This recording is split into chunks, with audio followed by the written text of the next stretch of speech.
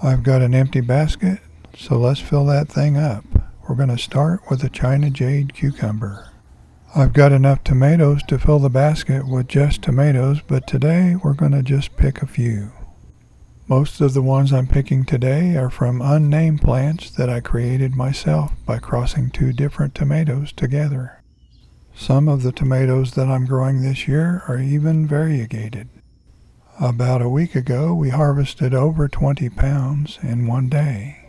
You can only eat so many tomatoes at once, so we ended up making some salsa, freezing some, and even canning some. These small ones are a variety called dark striped micro. We're growing 3 different types of eggplants this year. This is one called ping tongue. They grow long and thin.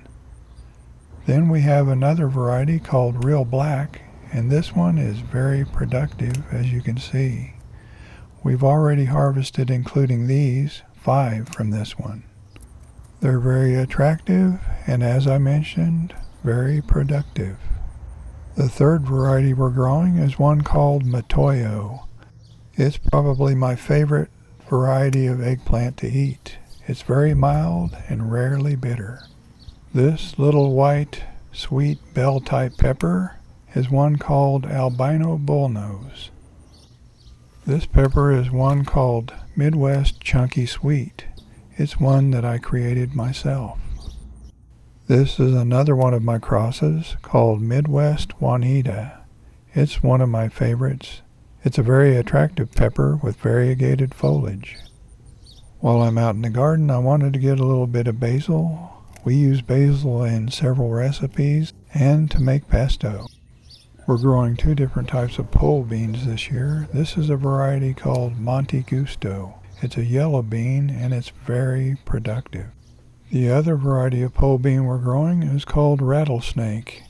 And right now it's about 8 feet tall, growing on a large tomato cage with some extensions on top. And to go along with the pole beans, we're growing a short row of some bush beans called tender green. They're very productive also. And just for the fun of it, I put a couple of male pumpkin blossoms in the basket just to remind you that they are edible, along with squash blossoms.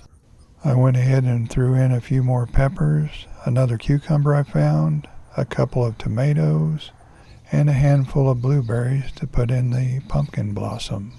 I hope you enjoyed seeing this harvest, and tomorrow our plan is to fill this basket full of tomatoes and do some more canning. Don't forget to like, comment, and share. Thanks for watching. We'll see you next time.